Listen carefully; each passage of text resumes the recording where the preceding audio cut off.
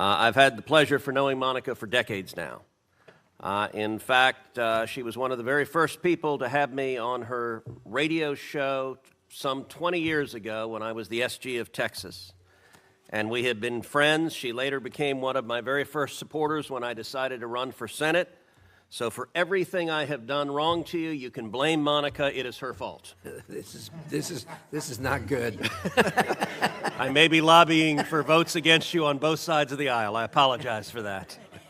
Apart from her distinguished character and her exemplary leadership, Monica has all the credentials for the position of Chief of Protocol.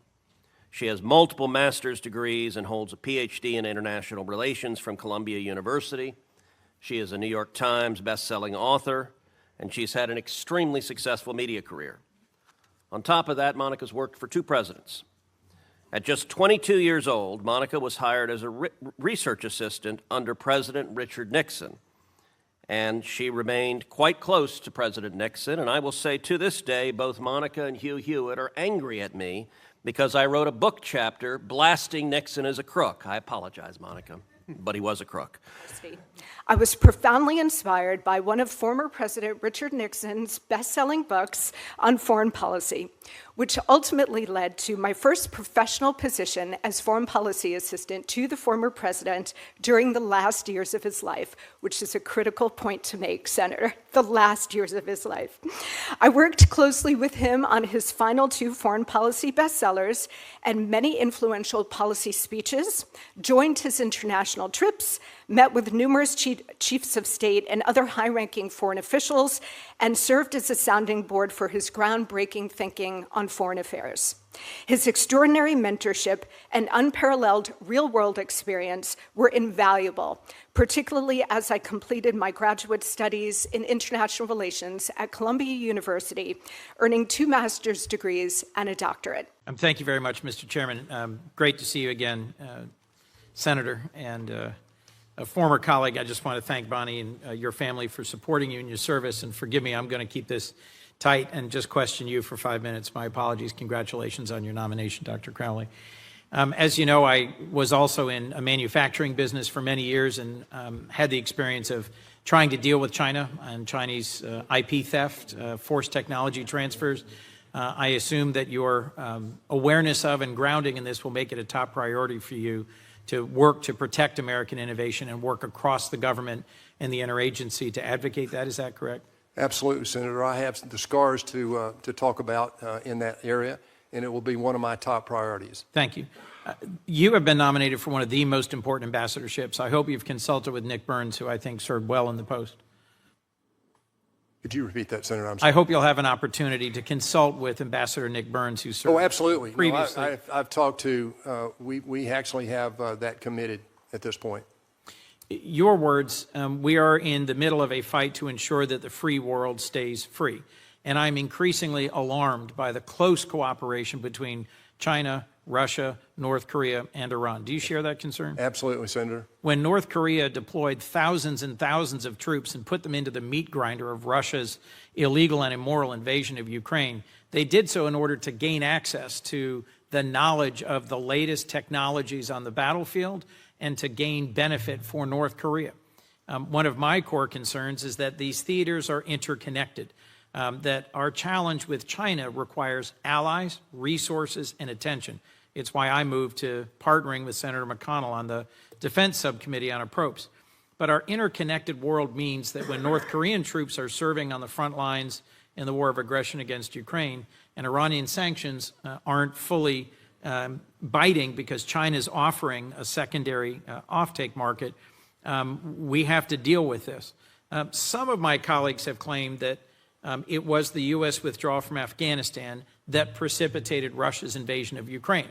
I could debate some of that, but let me just agree that the world is interconnected and that when our credibility is harmed, dictators are emboldened and aggression is more likely. So if Ukraine is forced to surrender, if Russia emerges victorious, and our leadership is questioned in the world by our allies and those we have stood alongside, I think by the same logic, Xi will inevitably be emboldened to believe that he can take on his vision to reacquire Taiwan, the Philippines, the South China Sea, to be more aggressive regionally. Would you agree with that? Well, Senator, that's a complex question. It's a great question. I think right now, withdrawal is not an option for the United States. I don't think President Trump is attempting to do that. I think by reaching and stepping forward in the area of trade addresses some of the questions that you bring up there. What we've also got to do, though, and you mentioned this, and the ranking member actually wrote a couple of papers on it, I think, either last year or earlier this year, and that is that NATO is another major player with regard to China that we need to engage with in a way that we maybe haven't done that in the past. Let me reframe my question then, if I might, given I have a minute and a half. Yeah, I'm sorry. Does it strengthen us in our work to deal with China in the South China Sea, to deal with China in IP theft, to deal with China as our pacing threat, if we strengthen NATO, strengthen our alliances and partnerships in the global South, or if we weaken them and withdraw from them? Which makes us stronger? Well, obviously, the stronger the relationships, one of the 5 things I mentioned earlier in answering another question is that our allies, we have to align and make sure they understand the threat and develop a cohesive strategy. I think that the Quad, I think ASEAN, even though we're not a member, is very important. NATO is very important. AUKUS is also important. So I agree, Senator, that that's a major priority for us. I traveled with Senator Merkley to India and Nepal many years ago now, and I was struck at how much the Nepalese were grateful for our response during a devastating earthquake. I am heartsick now as I watched our national news of the response to the Myanmar earthquake, and it was PRC humanitarian teams who were leading the response, not Americans. I will simply say that I thought near destruction of USAID and their ability to project our response to humanitarian crises is an unforced error, is kneecapping us at the wrong moment. In my view, one of our greatest strengths as a nation has been demonstrating, whether it's in the Pacific Island nations, in Cambodia, in Nepal, in Africa, in South America, that we are able to respond in an effective and timely way to humanitarian moments of need. Do you see that as something that we should restore our continued ability to lead the world in humanitarian response? You know, Mr. Senator, I've missed serving with you. You've taken me out of time, so I'm going to give you a very brief answer. Of course, that's one of the strategies I've mentioned before. But I think, again, you know, this is an awakening that America has got to come to. This is our Sputnik moment, in my opinion, and we're late coming to it in so many areas. But let me respond, Mr. Chairman, if I'll indulge just a second. I won't go over because I know we're out of the Senator's time. I want to remind all of us, though, USAID has been brought up several times today. Listen, I've lived out there. I've gone to the places. I went to Haiti. I've been in these places. I know you have, and Senator Merkley has, and others. Obviously, it's important that we don't withdraw from that responsibility. However, let me remind us all that every dime we spend in USAID, every dime, is borrowed by definition of the way we have our budget set up. We spend $7 trillion. We raise $5 billion. We're short $2 billion. Of the $7 trillion we spend, only $2 trillion is discretionary. That means that. And thank you to the families. Senator Perdue's talked about, if you're confirmed, this is an immense challenge for you as well as for the United States with regard to what we do about Communist China, who is not only an adversary, but really our largest existential threat outside this country.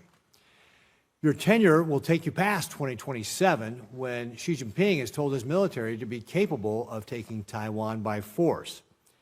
This contingency becomes more real every day. In fact, just this week, the PLA conducted live fire exercises around Taiwan, simulating a blockade around that island.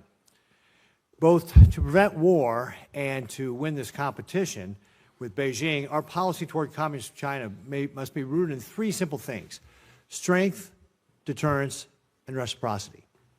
And it's that latter that I want to talk about right now, reciprocity.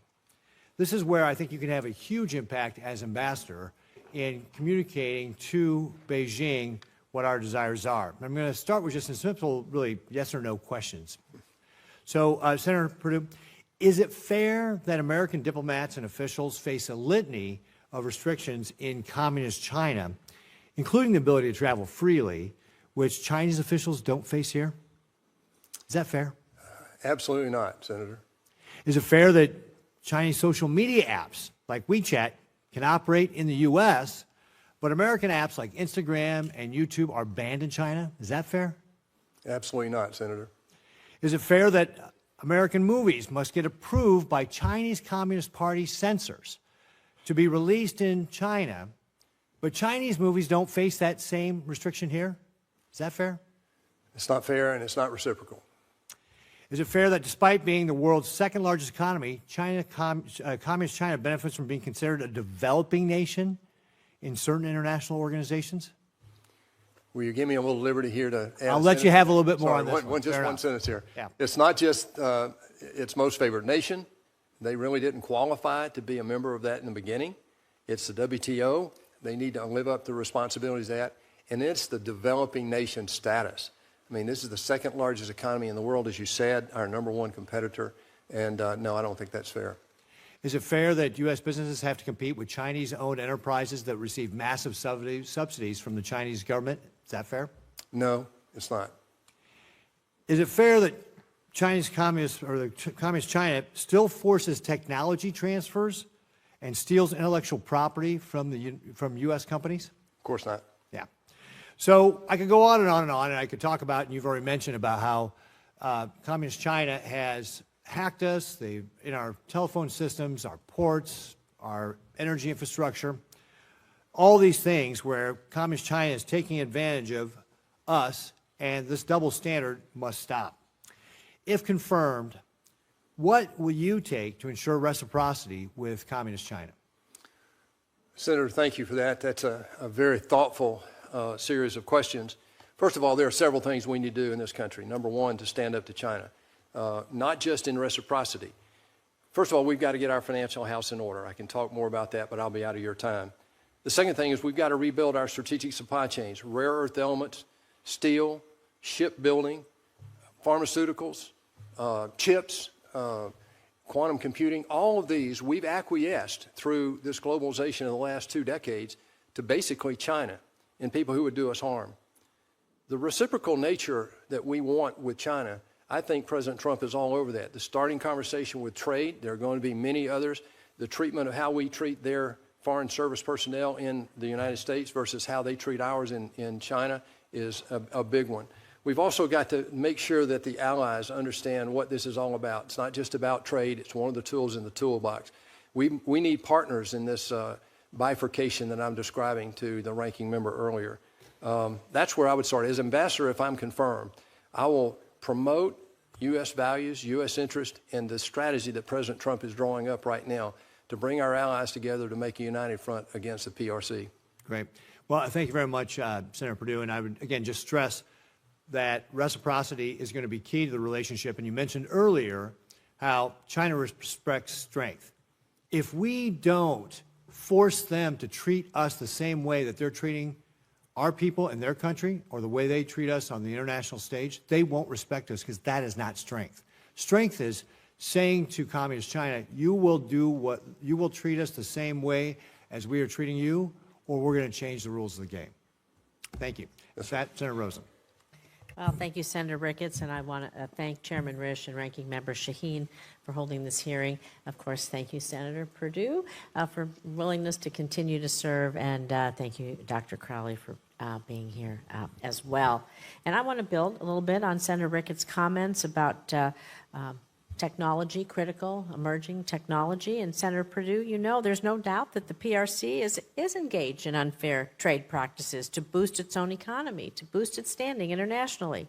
In large part because of these harmful economic activities, the PRC risks supplanting the U.S. in a number of critical spheres, including AI, biotechnology, quantum computing, something we were all reminded of in January with the rollout of DeepSeek, which was a major wake-up call for the American tech sector. So, Senator Perdue, I've confirmed, how will you make sure that the U.S. maintains its qualitative edge across the spectrum of critical and emerging technologies, including AI, which is so important? Well, thank you, Senator Rosen, and thank you for participating in this hearing. That's a great question, and one of the things that it's already been mentioned today, and that is that, you know, we've got to protect what we're doing in this country better than we have in the last 30 years. This is not a partisan observation here. We give China, and it goes back to reciprocity, Senator Ricketts, If you look at the access we give to Chinese PhDs, Chinese technologists into our private labs, into our military labs, and into our education institutions, we don't get that same access over there. We've educated 2 million Chinese, as we've said. 380,000 are in our schools today. The technology that's been forced to transfer through corporate deals made in China, I think a lot of those people, in my experience, have now come back to rue the day that they ever did that. It's a false hope, basically, that to enter China and get access to 1.4 billion consumers. The price has been too high, Senator, in my experience, and I think you're going to see that change. That will mean the corporations who are funding a lot of this technological development will, in fact, begin to sober up about what they're having to give up in order to do that business. Thank you. We're going to keep talking about the PRC, obviously, because, they're doing a lot of bad things, needless to say, and we have to defend Tibet from PRC aggression. We not only have to defend ourselves against, promote technology and artificial intelligence, but PRC aggression. Tibet faces many challenges because of the PRC's repressive rule. In addition to threatening Tibet's religious and cultural heritage, the PRC has weaponized their water resources in the region. The PRC's control over the water resources in the Tibetan Plateau has the potential to severely threaten the water and food security, undermining the economic development in the region, which is important. It's why I recently submitted language to be included in the FY26 NDAA that would direct the Department of Defense, to comprehensively analyze the PRC's national security risks related to Tibet, including its weaponization of water resources. We know water is the key to life. So again, Senator Perdue, if confirmed, can I have your commitment to work with this committee to safeguard Tibet's culture, security, and water resources from PRC aggression? Absolutely, Senator. If I may add one thing briefly, I know we're about out of your time, but this goes back. If you look at, there are three things basically in memory in my lifetime, basically, that the Chinese have made sweeping moves. They're moving in this water issue right now out west. But if you go back and look at the Great Leap Forward, they killed 25 million Chinese in that, reportedly, because they collectivized their agricultural capability and basically create starvation countrywide. The second thing was a cultural revolution. Again, tens of millions of people died in that great government move. Today, we see them doing something similarly with state-owned enterprises and these massive programs they have. The damage they could do to the global environment, the water supply that we have, which is the basis of life, as you said, is very dangerous. If confirmed as ambassador, this is one of the top topics that we will engage China on relative to President Trump and this administration's strategy. I'm going to ask quickly about, speaking of water, the PRC's reckless, coercive, aggressive activities to undersea infrastructure because they sabotage undersea cables. It's a particularly alarming tactic. They're essential for global communications. They transmit 95% of global internet traffic, facilitate important financial transactions, bolster our security of our partner and allies. So it's not the same as the water that we drink, but the undersea cables. Yep. How are we going to protect that? That's a major threat, Yeah. and it's one that emphasizes the fact that one of the things that I talked about in terms of standing up to this threat, number one, realize it, number two, educate people about it, and number three, get ready for it. We haven't done any of those three, and the third one I'd like to mention relative to that specific thing is that, our military is been underfunded over a period of time coming and going. We can talk about foreign aid later, but one of the things that we've got to do is focus not just on undersea damage to cables and that sort of thing. Why are they doing that? What are they doing? What are they preparing for by being in our infrastructure? Well, that gives me pause relative to what their capability is. So we're awakening to that. Director Wray at the FBI said that they've got 200 hackers for every one that we have, that they are in here. And every 12 minutes, they're filing a suit against something that China is doing.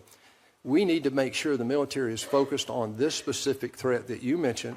It's one of the highest priorities I know of President Trump as we get going here. Well, thank you. As ranking member on the Cybersecurity Subcommittee of Armed Services, I agree with you there. Thank you.